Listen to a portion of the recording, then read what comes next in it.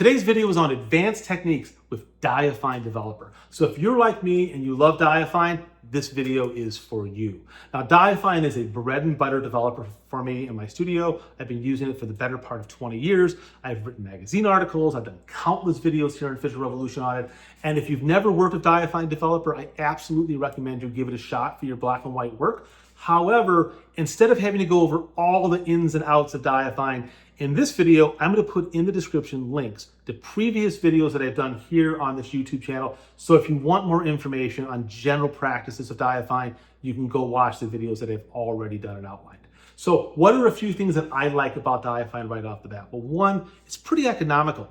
It's more expensive than it was in the past. It's now hitting about 70 bucks. Adorama was the cheapest place that I could find it. But at 70 bucks, you get a gallon of A and a gallon of B, and that could last you for years.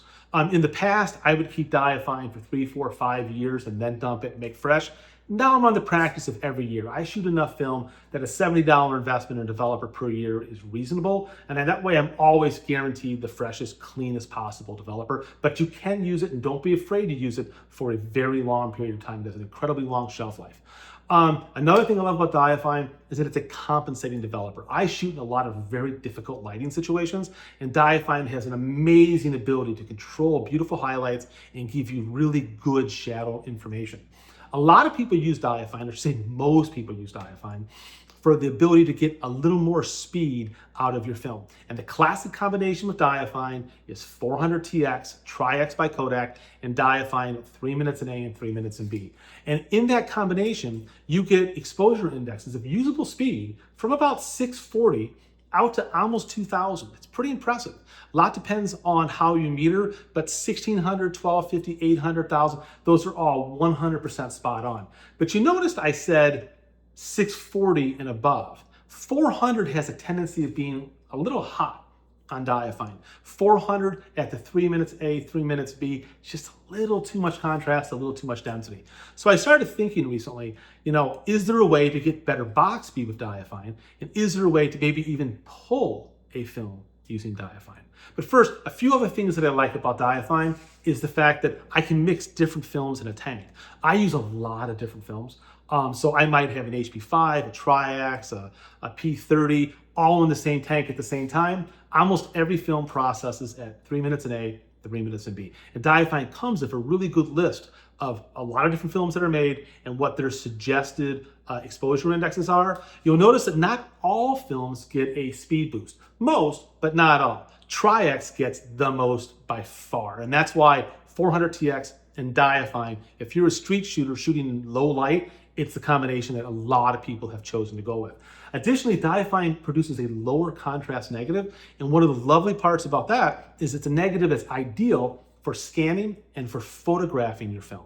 So if you're someone who uses a digital camera to copy your negatives, or if you're using a scanner, as I've outlined a lot, a lower contrast, lower density negative is ideal for that type of environment. I don't find that I like Diafine for the wet darkroom, but for someone who's working in the hybrid digital approach, it's kind of ideal, especially if you're looking for a universal developer that can fit most films. If I get a black and white film and I don't know what it is, it's some unknown film, I stick in Diafine, 3 minutes in A, 3 minutes in B. It's going to give me my best chance of just getting a good usable negative. So I started thinking recently about the properties of Diafine and how to exploit the way Diafine is configured. Now, Diafine is a divided developer. You have part A and you have part B. In part A, that's where all the developing agents are. That's where the metol and hydroquinone are. In part B is where the accelerators are, the things that are activating the developer. So when you pour developer part A into your tank, I'm going to use my Jobo tanks here and do hand inversions. What's happening is that during that 3 minute time, the film is swelling as much as it can with all the part A can possibly hold. And that's what you want. And that's why 3 minutes is kind of this magic number. It's enough for most films, with the exception of, I think, Fuji Across. I think that needs 4.5. But most films that I can think of, 3 minutes is plenty in part A. And after the 3 minutes, you dump your developer out back into the gallon tank because you're going to reuse it again and again and again. And then when you add in part B is a very active accelerator, and it immediately, it hits the A, activates the developer. And as a matter of fact, literally within the first minute and a half, of part B, probably 80 to 85% of all the development has already occurred. It's a very active, very fast engaged developer when the part B is added. So I started thinking, A and B are broken up like that. What if I start altering the time in B? I can't really alter the temperature because Diafine doesn't really get affected by temperature. Anything from 68 degrees to 80 is exactly the same. And temperatures outside of that range, they just don't look too good. So you kind of want to stay between the 68 and 80 degree range. I almost always process at 70. So I wasn't able to use the developer temperature in order to adjust the overall density and look. So I started thinking, well, what about the time?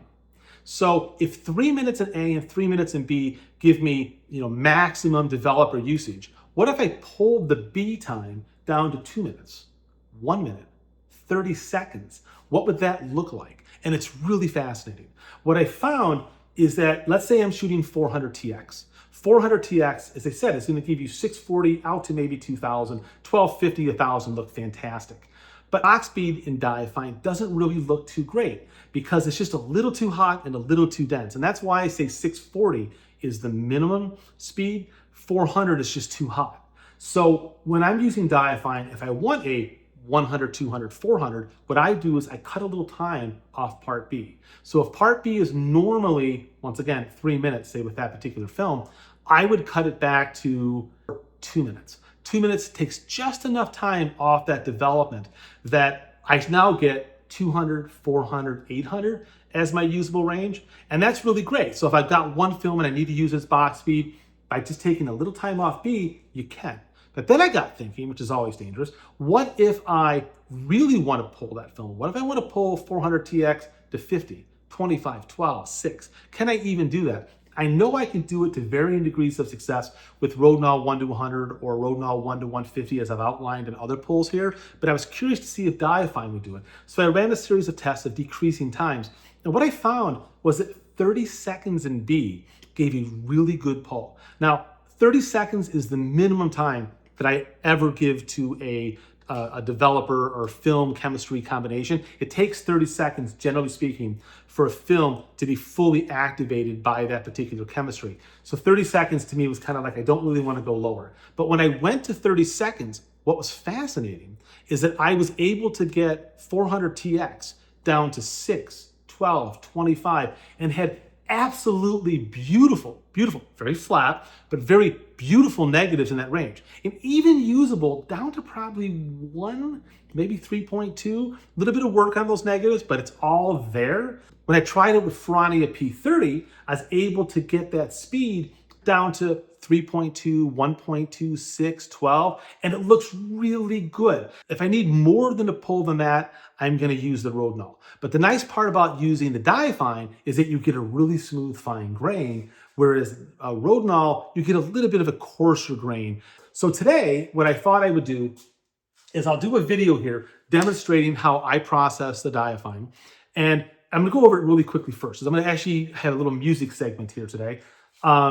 I'm gonna use these Jobo tanks. I have 2 rolls of film, or 2 half rolls of film loaded in here right now. I've got Ferrania P30 and I've got 400TX. And the agitation technique that we're gonna use is a standard one outlined in Diafine's instructions.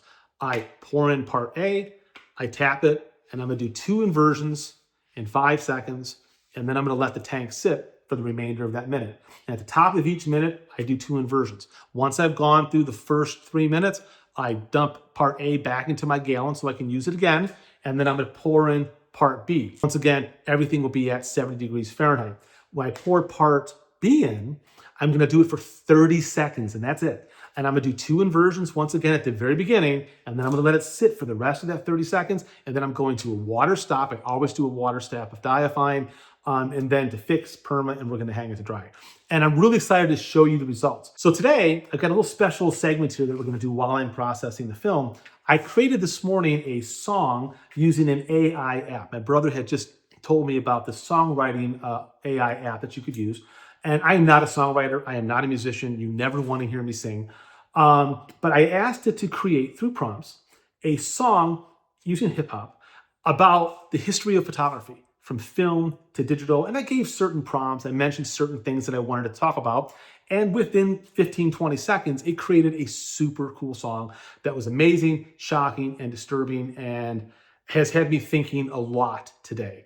I talk a lot to myself and to other people about the impact that AI is going to have on all of our works. I mean, every video that I post here on Digital Revolution is being scoured by AI. All this information that I'm sharing with you is being collected and is going to be used to power some AI model. All the images of artwork that I post and you post online are all being looked at and all being collected.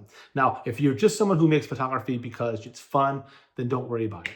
But for those of us who do this for a living and a career, and it's a life passion, I'm wrestling with how I feel about AI and what it's going to do. I'm trying not to just close the door on and say, I'm gonna stick my head in the sand and not pay attention.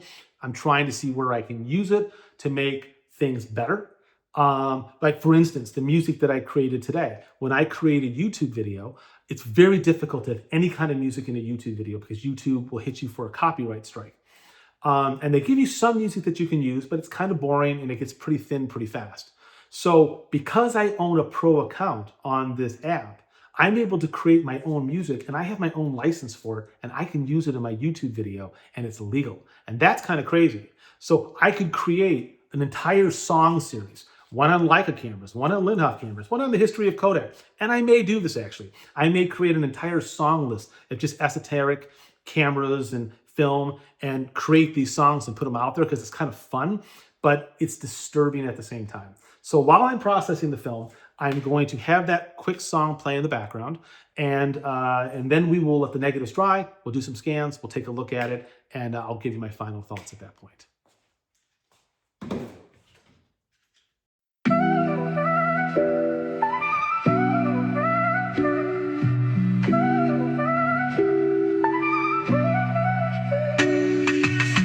Popping off like a wild paparazzi. Daguerreotype days, silver plates get glossy. Cameras birthed in shadow, light they captured. Frozen time's prism, forever enraptured. Through the lens we freeze what won't stay. Shadows and light locked in yesterday. Each frame a story, moments unfold. Photos don't wrinkle, memories grow old. Wet plates dripping, coated with glassy shine. 1860s flexing black and white design. Kodak click said you press the button. History unrolls and we keep it stunning. Polaroid snap shaking ghosts in frames. Instant gratification, we're playing no games. Film reel spinning negatives they rose. Developer sauce, birth darkroom pros. Digital age, pixel storm in a riot. Dark rooms ghost faded, now it's all quiet. Filter stack layers, social scrolls mixed. Minds trapped in photos, algorithm tricks. Through the lens we freeze what won't stay. Shadows and light locked in yesterday. Each frame a story, moments unfold. Photos don't wrinkle, memories grow old. So now we're in the fixer. I do the fixer for 4 to 5 minutes. This is TF4. I will agitate for the first 30 seconds. Then I do 30 seconds every minute of agitation, followed by 30 seconds of rest.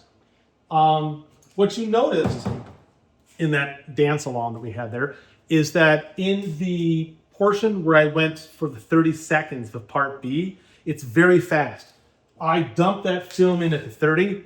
I'm agitating, and the film is empty 100% to zero. So you need to know how fast your tank drains. If you wait all the way to zero, you're actually doing more than 30 seconds. You're probably doing 40 and 45 seconds. And as a result, that's a lot more time in the developer. So it's really important to keep that 30 seconds to 30 seconds on the nose. Part A, I don't worry about. Part A, I could let it sit in there for 4 minutes, 5 minutes. I've done it up to 7 minutes with no negative effects whatsoever. Once the film is fully saturated with part A, you can't get any more A into it. It maxes out. B is the one that's really critical. And depending on the type of tank you have, you need to really look at the type of agitation that you want to do. You know, some tanks are much more aggressive. Patterson tanks, especially if you use the amount of chemicals they suggest, I always use more. That's a big air gap at the top. That's an awful lot of movement of chemistry. I like metal tanks, stainless steel tanks tremendously for Diafine. However, I'm currently using these Jobo tanks, and I have a lot of them, and they're just really convenient because I can load my Minox films, my 110 films, in special 3D printed reels that I had made into the Jobo tanks and the Patterson tanks. I can't do that in my stainless steel. So I just keep doing this for the 4 to 5 minutes. Then we're gonna do a really quick wash in about a minute. We're gonna do some perma wash, and then I'll wash it for 3 to 5 minutes, hang to dry. And then we'll take a look at the film and see just how good the negatives look. Okay, so here's all the different rows of film that I processed, and I'm gonna go through each one, explain what they are and what we're looking at. So the very first row right here is Ferrania P30. And this is processed in Rodinal 1:100 for 5 minutes using the pull technique that I outlined already. In previous videos, once again, I will put a link to that in the description. So you're looking at an EI of 50, 25, 12, 6, 3.2, 1.2, and like 0.6. And as you can see, it's really good from right around 12, down to all the way down to 0.6. I mean, these are all definitely usable. Now, once again, this was at 5 minutes. Had I gone to 6 minutes, I could have definitely got the 50 or even 7 minutes. And had I gone the 1 to 150, which I'll also put a link to that video, I definitely could have gone down much lower in this direction. I could have got from like here all the way down to like 0.02. That's once again using the Rodinal. And what's interesting is you can see how nice and clear the contrast still is. Now in this next section right here, this is using Diafine as a pull. Now how cool is that? So once again, Diafine as a pull, really just changing part B. This is part B for 1 minute. So you've got, once again, 50, 25, 12, 6, 3.2, 1.2, and 0.6. And it looks really good. When I look at the difference between these two, the biggest thing that I see is that the shadows here on the Diafine one have more density, and you have a little more contrast here on the Rodinal. I actually think on a long pull, I would still want to stick with the Rodinal, but any of the ranges in here, the 12, 6, 3.2, those are all really, really good, and I'm really happy with how those look. So that is not a problem at all right there. On the next batch that we're looking at, this is pulling the film down to 30 seconds as opposed to the 1 minute in part B right here. So this is the one that I was just doing in the video test. So once again, you've got in different lighting situation, different day. Here you get full sun and contrast. This was a little overcast day, but you've got 50, 25, 12, 6, 3.2, and then down to a 1.2. And what you can see, once again, it's really good. And the 25 here is quite good. The 12, the 6, the 3.2, and the 1 I think is good. Once again, though, because it's different lighting situations, on a higher contrast day, the difference between these two would be subtle. You can see that the contrast, I'm hoping this shows up, but the contrast here is just overall lower. Even though the contrast of the day is higher here, just the overall contrast range itself, the density of the film, is lower on the 30 seconds. I will definitely tell you 30 seconds is the least amount of time that I would ever give part B. If I needed more dilution, I would consider diluting part B 1:1 and using it single shot. That would lower this density even more if you wanted to go that route. Now the next sets of negatives we're looking at here, this is Tri-X. So here is Tri-X at 100, 50, 25, 12. So I want one stop more. So 100, 25, 12. 6, 3.2, 1.2, and then once again the 0.6. And as you can see, this was an overcast day, but look at just, how overall heavy that sort of feels at the end range here. Though I'll tell you, the 100, 50, 25, 12, those are absolutely usable negatives. As you get down into this lower range here, you are going to have to cut back and do more work on opening up that contrast, but all the information is there. You just have to do more dodging, more burning, more microstructure to pull it out. The next batch here is at 30 seconds. So you've got 100, 50, 25, 12, 6, 3.2, and 1. And this was on a more contrasty day, and it looks better. But you can see how the Tri-X compares to the Ferrania film. Every film is going to respond to this differently, and I think that's really important to remember, that you're going to have to test your film to determine just how low you can go with that B in terms of time, or do you need to dilute it to pull that Tri-X or that Ferrania or whatever film you have. Generally speaking, from what I'm seeing in terms of my results, you know, I think the Rodinal still gave me the best pull overall way up here, but not by a lot compared to the Diafine. And the Diafine is definitely going to give it a softer, finer grain than the Rodinal will. When it comes to the Tri-X, I feel very comfortable at the 30-second mark saying that 50 down to like 12 or 6 is totally doable. And that, if you consider Diafine, once again, is not a developer you associate with pulling, is pretty impressive. Now, the last strip down here is an extra one that I ran, and this is using the 1:100 Rodinal with Tri-X for 5 minutes. And the negatives are fine. They're a little thin, but what we have here is 200, 100, 50, 25, 12, 6, 3.2, 1.6, 1.2, and 0.6. The numbers in here are actually really good. When you start getting down in the 12 range down to 1.2, this was at 5 minutes. If I were to do this test again, I probably will run Tri-X at closer to 6 or 6.5 minutes, would give me just a little more density. These are a little lacking in density, but overall, once again, it just shows the power of pulling your film and what you can really get out. So I'll now go through and I'm going to scan up a couple of these images and we'll look at them in greater detail on the screen in Photoshop. All right, so the first image we're going to look at, this is Ferrania P30 shot at an exposure index of 1.2 and processed in Diafine Part B for 1 minute. And I think it looks fabulous. I mean, the contrast is beautiful. The grain is beautiful. It's very sharp. It was a very windy day that day, so there was maybe a whisker of movement on my camera on the tripod. But overall, it looks great. The license plates have wonderful fidelity. And I'm really impressed of how well it controlled the contrast.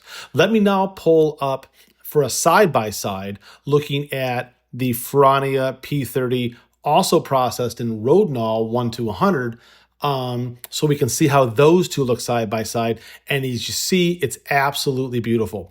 I think the Ferrania in the Diafine is a little creamier. The Rodinal has a whisker more bite. This may not translate on the screen, so trust me. In terms of overall tonality, dynamic range, they're both really good. The Rodinal has a little more bite to it, just the nature of Rodinal Developer. But I really like the overall rendering that both of these developers are bringing to the P30. Now let's take a look at the Tri-X. Okay, so here is Kodak 400TX, and it's in Diafine. Once again, we did a part A for 3 minutes and part B for 30 seconds on this example. And this is at an exposure index of 12. And wow, it looks incredible. The grain is so fine. I mean, it's just absolutely gorgeous. Big dynamic range. Everything about it is beautiful. My feeling is that one was just pushing it a bit too far, or pulling it a bit too far. It just didn't feel right.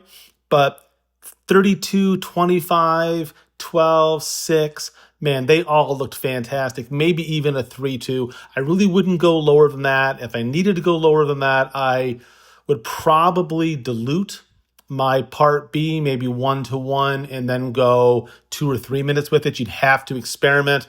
But being able to pull 400TX all the way down to a 12 and get this kind of results with Diafine is huge. Let's do one more side by side where I'm going to show you the Tri-X once again at EI12 and Diafine, along with the P30 and Diafine for 1 minute at an EI of 1.2. So let's take a look at those two right now, and you're seeing them, and wow, I think this just showcases the flexibility and power of Diafine Developer, especially when you sort of take it to the next level, when you're working with the ability to control the nuances of contrast and density and exposure index, which I hope this video outlined. So now stay tuned for my final thoughts and conclusion.